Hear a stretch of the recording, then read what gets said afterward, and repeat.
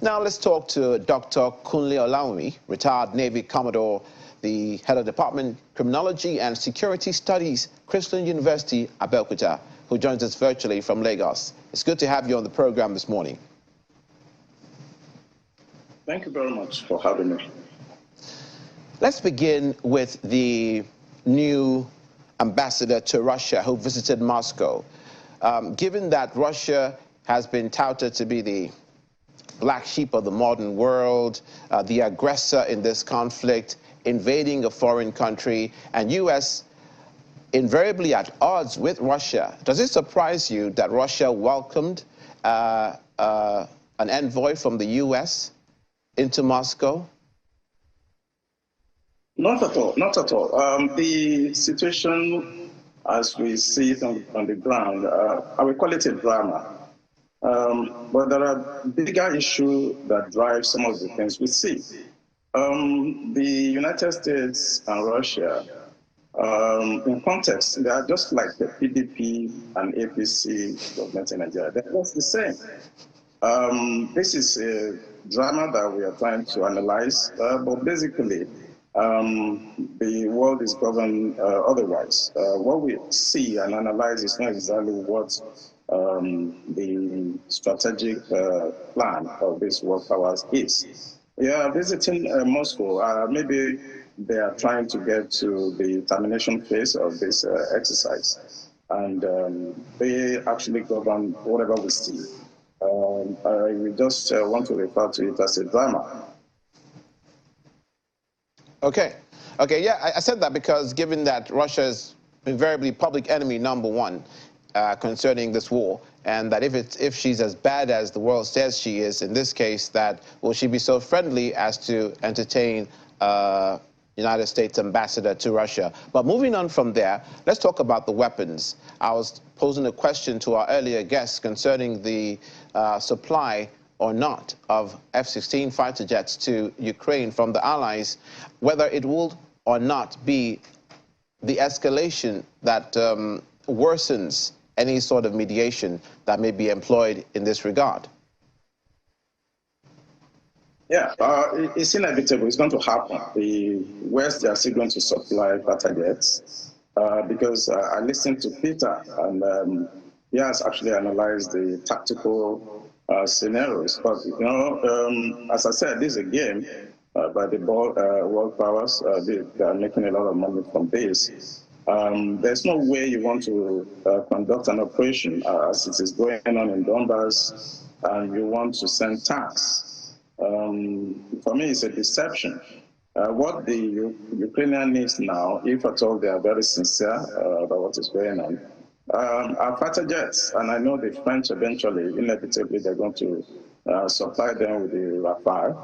I know the Denmark, the Danish governments are going to supply them with some of their F-16 in the long run, even the Netherlands. And as I said, it's just a game and it's a drama. The objective is absolutely, you know, different from what we are seeing on the ground. There's nothing new in what we are seeing.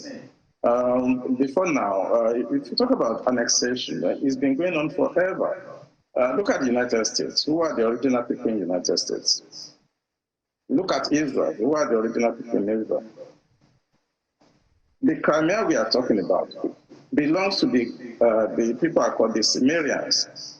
And since then, the Greeks has annexed Crimea, the Romans, the Tatars, the Islamic jihadists, they annexed Crimea before. The Ottoman, the Mongols, even the Nazis, you know, during the Second World War, they have annexed Crimea before. So when I listened to the president saying that, the Belarusian president saying that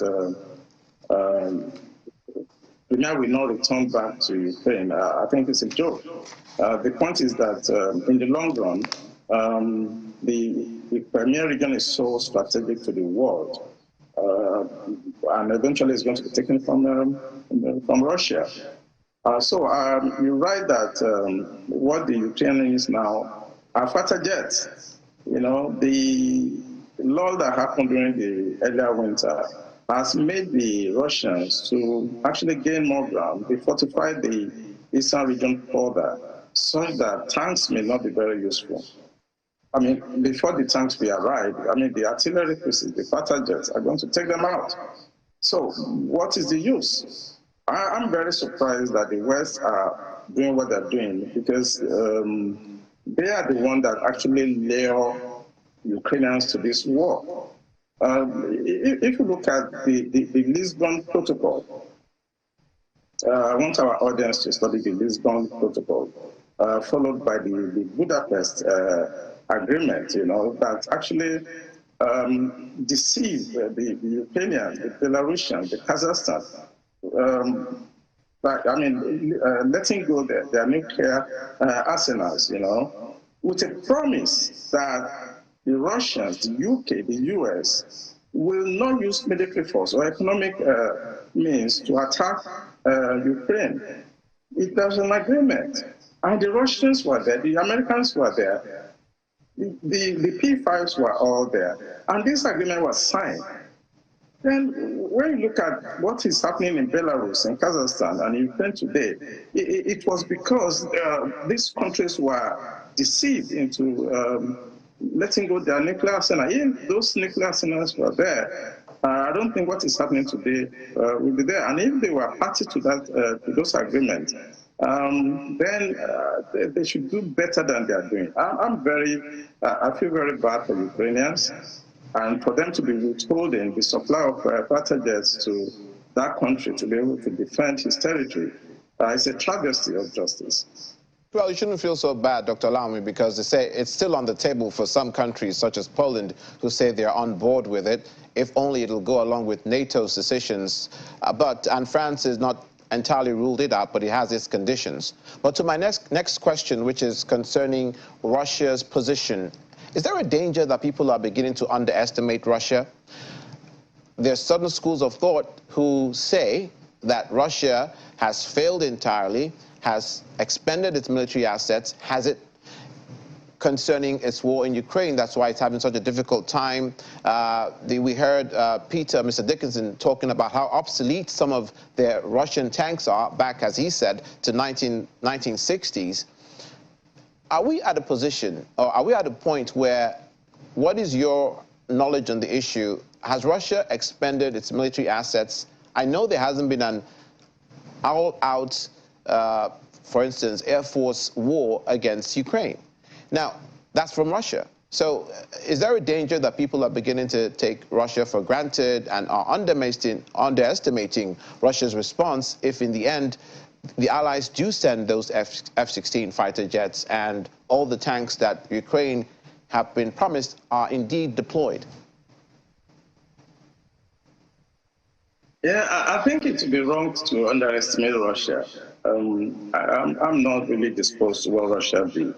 But as I said, it has happened before in Kosovo, where the Americans also went there to, take out some tribes. But you see, to underestimate Russia at this time is going to be a mistake. When you are fighting somebody that is a psychopath, like Putin, and that is ill, is a very dangerous opponent. Don't forget that this is a game of gambit. Both sides are playing the game. And the Russians are, I think, master of deception. They are pretending, if you read Sun Tzu, they are pretending to be weak by getting arms from North Korea, to proxies, to China, from Iran, for instance. But that's a game of deception. Recall that the 90% of nuclear arsenal in the world today belongs to both sides, that's the Russians and the Americans. I think in the end, if they keep on underestimating Putin, who I believe is a psychopath and is a very sick man, he's going to use it. He's going to use it.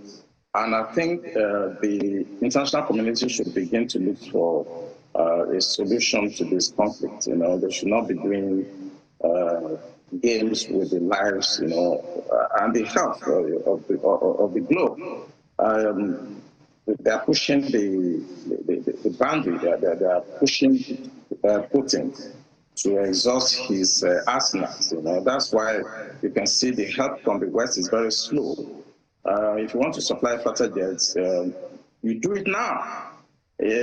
Time is of essence in war, or I call this maybe a conflict. Time is of essence. You can't keep on delaying. You delay sending tanks, then at your own time, you are bringing him in. The essence is to draw out the Russians to use their weapons. And when they feel is exhausted, then maybe perhaps NATO will trigger an attack on Russia. But Russia is not a foolish country. They have enough. They don't even use their modern weapons. If you observe, what they did was just to all those weapons that they had World War I, World War II that are rotting away in the armory. They just try to use them and give room for storage for new weapons. Russia is a very big power militarily, and NATO trying to play this game with Putin may lead the world into a nuclear disaster. Thank you so much for your thoughts on the issue, Dr. Kunle Olawunmi, retired Navy Commodore. Thank you for your service, serving our country, and HOD Criminology and Security Studies, Christian University in Abeokuta. Thank you so much for coming on the program this morning. Thank you.